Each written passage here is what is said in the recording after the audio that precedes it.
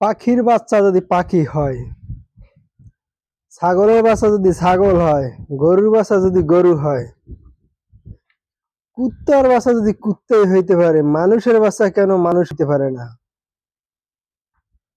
আসলে মানুষ কিন্তু মানুষের বাচ্চা হইতে পারে না, কিন্তু মনোবল থাকতে হবে। মানুষের বাচ্চা হইতে হইলে মানুষের মতন মানুষ হইতে হবে।